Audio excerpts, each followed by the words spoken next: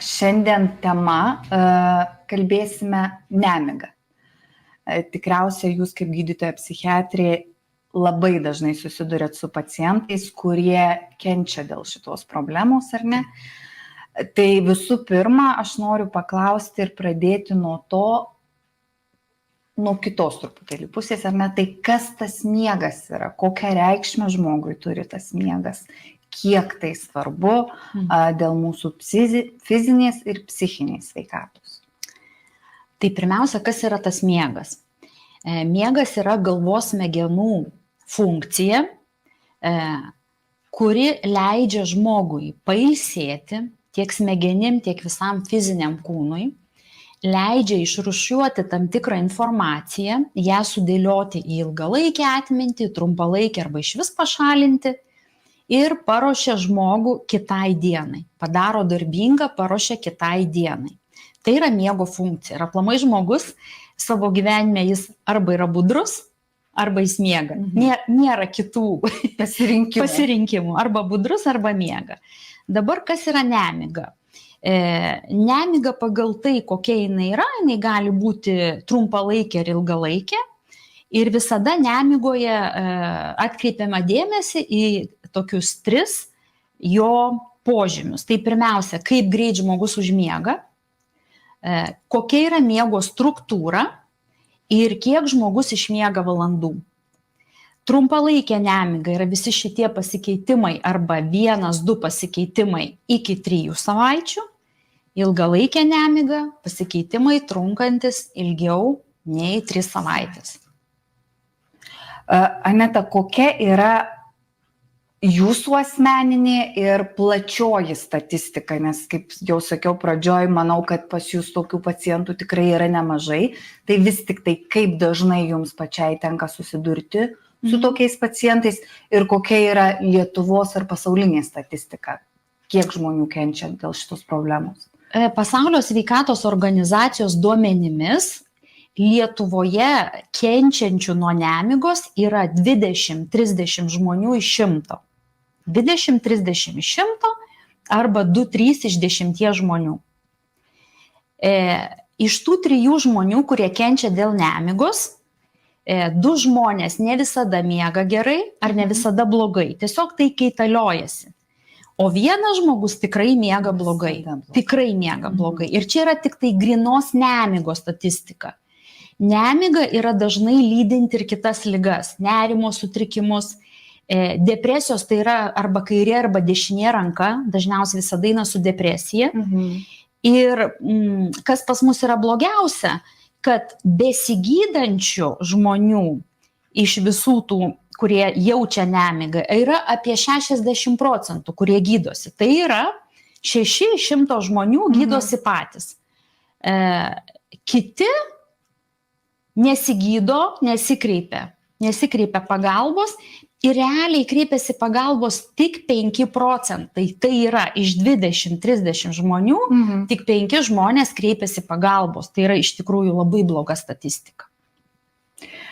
Aneta, o kaip jau kuriuo momentu jau taip galima būtų atpažinti, kad aš turiu tokią problemą, kad aš turiu kreiptis pagalbos, kad įvardinti kitaip tariant, kad tai nėra kažkoks trumpalaikis sutrikimas, kaip jūs sakėte, ar ne, bet jau visi tie požymiai, tarkim, keletas požymių, kurie byloja, kad aš ar mano kažkoks pažįstamas, kurį aš pastebiu ar ne, turi kreiptis profesionalios pagalbos, neužtenka savigydos.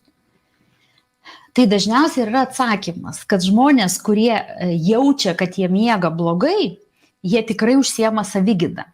Jie tikrai bando įvairius būdus, įvairias priemonės, kreipiasi į vaistininką, kuris skiria įvairius žolinius preparatus ir jie tikrai užsiema savigydą. Blogiausia, kad jie toliau užsiema savigydą, vartodami kitam žmogui skirtus vaistus. Ne jiems skirtus vaistus ir dažniausiai raminančius vaistus, kurie miego nemigo problemos tikrai neįsprendžia. Nebent ta nemiga yra trumpa, situacinė, įvykus kažkokiem tai psichologiniam sunkumam, psichologiniam traumam iki 3 savaičių. Bet blogiausia, kad žmonės šiuos ne jiems skirtus medikamentus vartoja ilgą laiką patys ir toliau kankinas ir toliau gerai nemiega.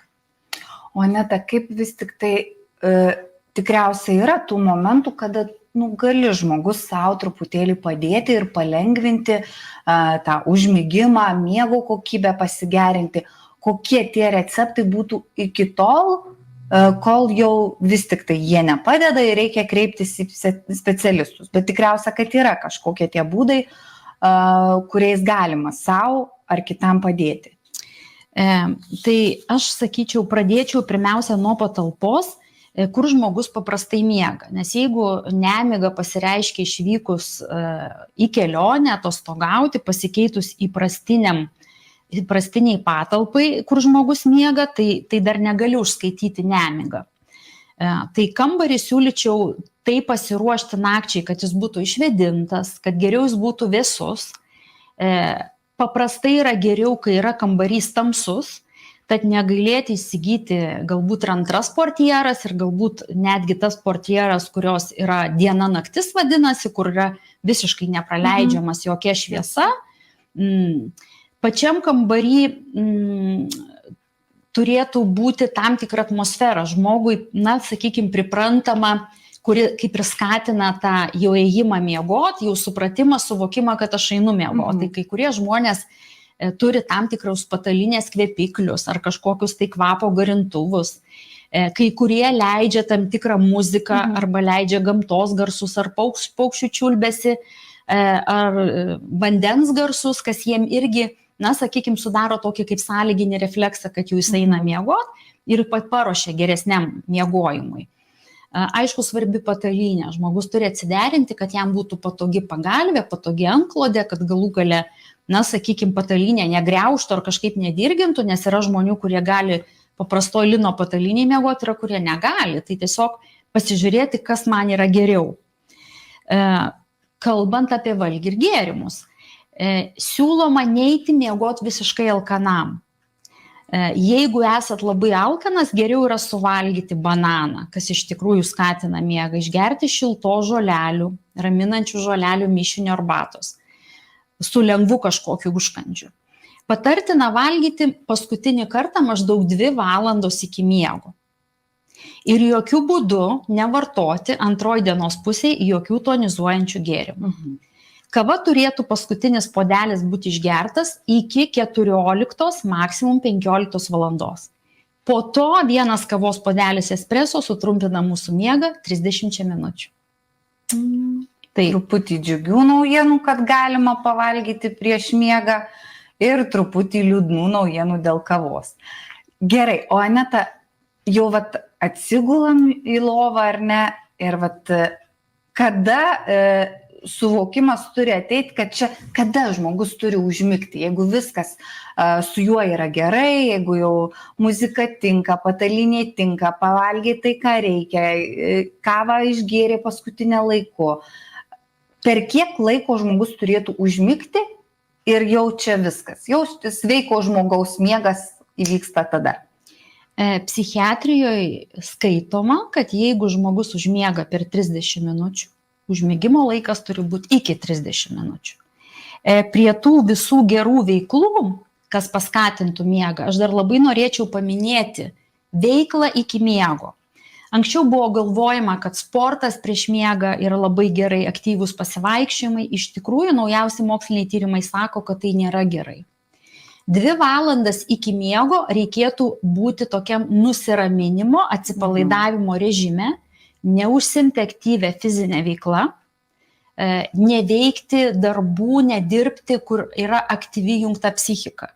Reiškia stengtis nežiūrėti televizijos ar kompiuterinių vaizdų, kur yra aktyvinama psichika, tiesiog stengtis eiti į nusiraminimą, labai gerai veikia knygos skaitimas ir stengtis, kad aplinka jau būtų suprietema, kad nebūtų šviečianti ryški šviesa. Bet Aneta, jūs teigiat, kad galima su knyga rankose užmigti? Taip. Tai nėra Ne, blogai. knyga yra gerai. Nes kai kuriuose straipsniuose yra rašoma, kad vis tik tai nereikėtų nei knygų turėti, nei išmaniųjų prietaisų, nei televizijos žiūrėti, nei panašių. Na, realiai, jeigu knyga yra ne ta, kuri psichiką dirgina ir jūs nesate ta asmenybė, kuri pagauna azartą ir niekaip nebegali nuo knygos atsitraukti ir skaito iki nakties, vėlgi tai yra, šiek tiek individualu. Dar aš labai norėčiau pakalbėti apie žmogų, partnerį ar aplamai žmogų, kuris miega šalia. Sakykime, aš turiu katę, kuri paskutiniu metu miega pas mane ant kojų. Iš tikrųjų, katė man trukdo miegoti. Nes jinai krepždinasi, tai pasivalo kailiuką, tai lenda prie mano kojų, tai apsiverčia, tai užgrobia dalį mano kaldros ir iš tikrųjų katė man trukdo miegoti. Bet žmonės atėjo konsultacijai labai atsargiai, taip švelniai sako, žinokit, mano vyras labai knarkia, arba mano žmona knarkia. Arba mano vyras miega susidėjęs rankas už galvos ir kai jis verčiasi su malkūne, man trenkia per galvą. Reiškia, aš turiu miegoti saugodamasi, kad mane užvoštų, taip, nes tai yra ne iš piktos valios, bet tiesiog žmogus taip miega. Daugelis žmonių miega kartu su partneriu, kažkaip suveda su meile. Tai yra meilės požymis miegojimas kartu. Tai aš sakyčiau, kad jeigu jum partneris ar partnerė trukdo miegoti, vis dėlto tai meilės tikrai nepriduoda ir meilė neauga. Gali labai stipriai išgaruoti, ir ne vieną kartą gavusi šalkūnės, antrą kartą gavusi šalkūnės. Taip, o miego kokybė tikrai yra labai svarbi ir vienam ir kitam, galbūt tada žiūrėti, kaip miegoti atskirai. Man atrodo, mes čia galim grįžti prie tų istorinių dalykų, ar ne, kai ponas ir ponia visada turėjo savo atskirus miegamuosius, karalius ir karalieniai lygiai taip pat. Ir tai meiliai niekaip netrukdė, o ją tik skatino. Nes vis dėlto miegas yra fiziologinis procesas, kiekvieno žmogaus jis eina skirtingai ir iš tikrųjų kitam žmogui gali labai takoti miego kokybę. Tai dabar dar pakalbėkime apie tai, kas vis tik tai atsitinka su tuo žmogaus organizmu ir prie kokių problemų gali privesti tą ilgalaikį nemigą ir jos nesprendimas šitos problemos. Paprastai žmonės jau patys jaučia, ne per patį miegą, bet jie jaučia per dienos savijautą, kad kažkas su jų miegu ne taip, nes ryte jie keliasi be jokio poilsio jausmo, nėra pailsėję. Dėl to dienos metu jie yra mieguisti, trūksta energijos ir kaip daugelis sako, čiut ištempiu iki pietų su aktyvia veikla. Kartu krenta mąstymas, jis tampa toks sulėtintas. Dažnai žmogus pastebi, kad mažėja kažkokių kūrybiškų idėjų ir minčių, mažiau jis idėjų aplamai generuoja, nes tiesiog jis nori tą dieną prastumti, tiesiog stumia dieną. Žmogus pastebi, kad jam yra sunku sukaupti dėmesį. Jis negali susikaupti ir to pačio darbo daryti taip pat greitai, kaip jis darė anksčiau, jo dėmesys išblaškytas, bet kažkokia nuotrupa, kažkoks žodis patraukia jo dėmesį ir jis negali būti ten, kur yra. Sutrinka reiškia dėmesio perkelimas, ne perkelti dėmesį ten, kur man reikia ir vėl jį atkelti čia, kur reikia. Ir tai ypač yra ženklu darbe ir ypač ženklu tai yra vairuojant automobilį. Dėl to gali padidėti nelaimingų atsitikimų tiek darbe, tiek buityje. Tokie žmonės dažniau paslysta namuose, nuvirsta nuo laiptų, atsitrenkia į spintą ar staktą, nes jų dėmesys yra sutrikęs. Ir aišku, dėl to labai didėja autoįvykių skaičius. Rytais, piko valandomis žmonės važiuoja labai lėtai, stabdo, taip, bet kodėl tiek daug yra besibučiuojančių su užpakaliu ir priekiu? Taip, todėl, kad jie dar iš ryto nėra atsigavę, jie dar yra mieguisti. Tai žmonės dažniausiai tai jau pastebi. Blogiausia, kad jie laukia, kol įvyks kažkoks tai atsitikimas, kuris galų gale galbūt kažkaip tai nukreips jos gydymui. Dar yra atskira dalis kūno organų ir kūno sistemų pasikeitimai, kurių žmogus gali nepastebėti tuoj pat ir tos ligos ateina tik tai kelių metų bėgyje. Dėl, sakykime, miego režimo sutrikimo ir nekokybiško miego žmogaus keičiasi valgymo įpročiai. Dažnai žmogus norėdamas užmigti vėl eina valgyti. Iš tikrųjų, pavalgius apima toks lyg sotumo jausmas ir žmogus lyg lengviau užmiega, bet dažniausiai jis vėl prabunda ir vėl jis eina valgyti. Kai kurie žmonės, ir tikrai tai yra labai plačiai paplitę ir praktikoje galiu pasakyti, alkoholį vartoja kaip nusiraminimo ir užmigimo priemonę. Ir tokių žmonių yra daug. Alkoholis miego proceso negerina, tik pagreitina užmigimą, bet dėl to auga kūno svoris, nes žmogus tiek valgydamas, tiek vartodamas alkoholį privalgo nereikalingų kalorijų, jis valgo ne tam, kad pragyventi ir išgyventi, bet tam, kad gauti malonumo ir šiek tiek daugiau išsiskirtų tų neuromediatorių ir hormonų, kurie leidžia lengviau užmigti. Kyla kartu arterinis kraujo spaudimas, tankėja širdies plakimų dažnis ir tai veda prie kardiovaskulinės patologijos. Lietuvoje mirtingumas dėl širdies kraujagyslių ligų yra pirma vieta. 50 žmonių iš 100 miršta dėl širdies kraujagyslių ligų įvykių. Tai nemiga tiesioginis yra kelias į širdies kraujagyslių įvykius, tai yra insultą ir infarktą. Aneta, pakalbėkim dar apie tą miego režimą, ar ne, kad tikriausiai reikia vienu metu eiti miegoti, panašių laikų reikia ir keltis. Ar vis dar tas skaičius valandų miego yra kaip ir anksčiau būdavo, maždaug apie 8 valandas, ar čia kažkoks tai irgi yra pasikeitimas, kaip, sakykime, su tuo pačiu aktyvumu, ar ne? Ar tos 8 valandos taip ir liko tas aukso viduriukas? Pagal sutrikimų klasifikaciją skaitoma, kad miego trukmė trumpesnė nei 6 valandos, tai jau yra miego sutrikimas. Praktikoje tenka sutikti klientus, kurie, kaip sako, jie visą gyvenimą miegu 5 valandas. Bet dažniausiai tie klientai gausiai beveik visą gyvenimą vartoja alkoholį. Tai bet sunku pasakyti, taip. Yra žmonių, kurie miegui tikrai reikia skirti 10 ir 9 valandas, nepaisant, kad rekomendacijos yra 7-8 valandos. Tai noriu pasakyti, kad kiekvienas žmogus yra labai individualus. Kitas dalykas - pačio miego kokybė. Per tam tikrą laiką vienas žmogus sugeba išgyventi visas miego fazes ir procentaliai tiek, kiek reikia sveikam miegui. Kitas žmogus gali tas visas fazes išgyventi ir turėti jų procentaliai reikiamą kiekį tik tai per 9 valandas. Ir tu čia nieko nepadarysi. Tai mums yra labai svarbu pati miego kokybė.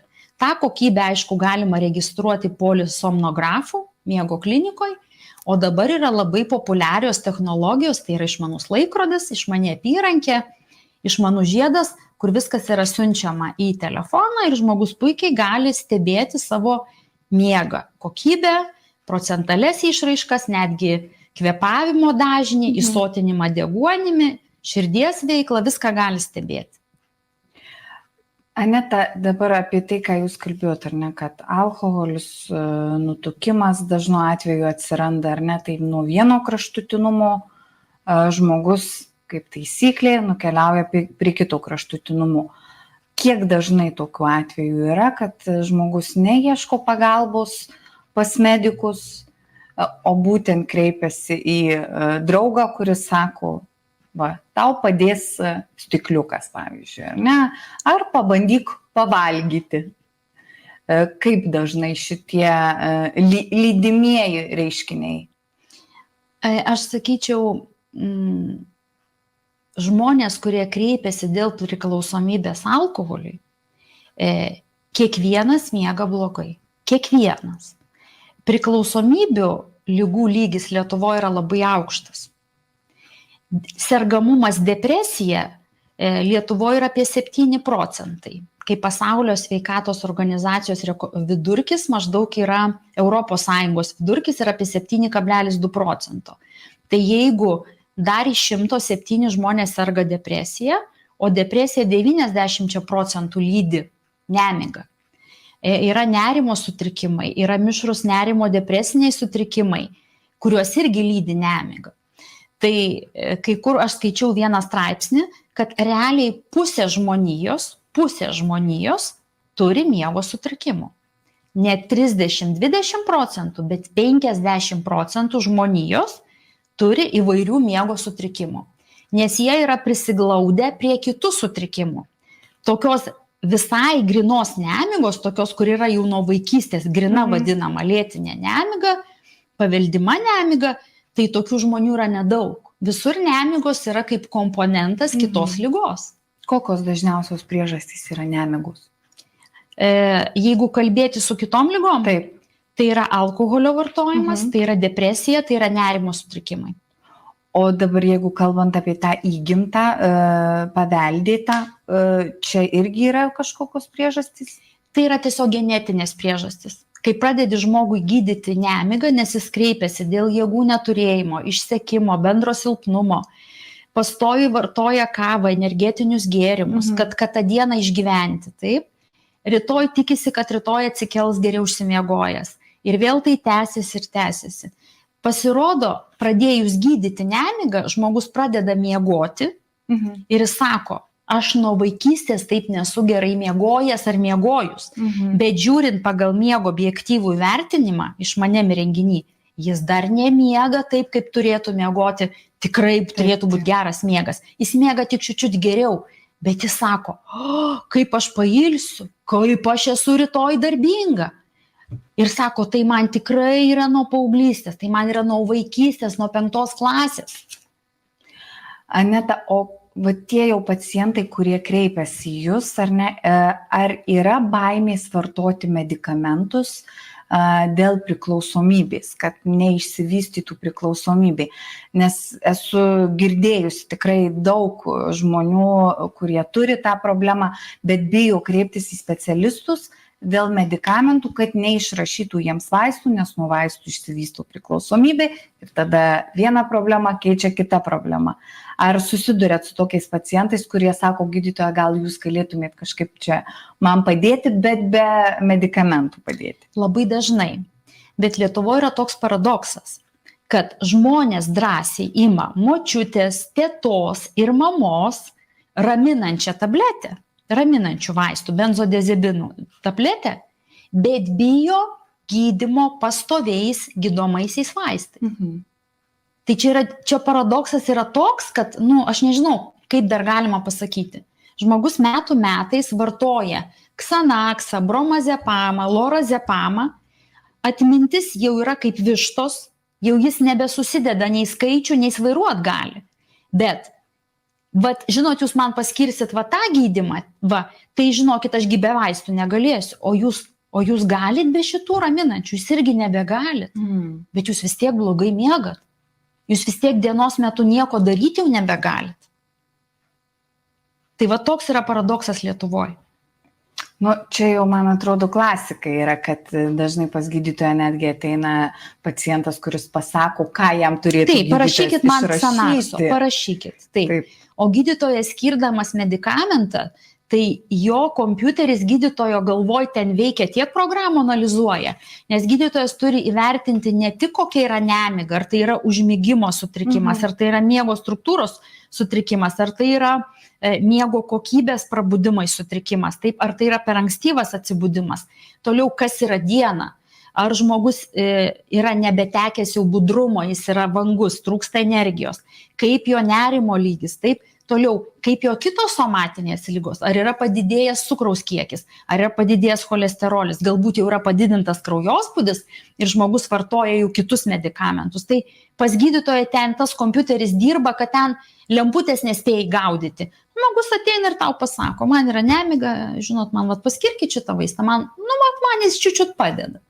Bet Aneta, galima taip tvirtai ir aiškiai dabar pasakyti visiems klausytojams, kad raminamieji vaistai negydo nemigos. Negydo. Raminamieji vaistai gali būti išskirtinai skiriami trumpalaikės nemigos gydymui. Ir tai, kai ta nemiga atsirado pirmą kartą gyvenime arba po kokių 5 ar 10 metų, kada tai yra toks epizodas.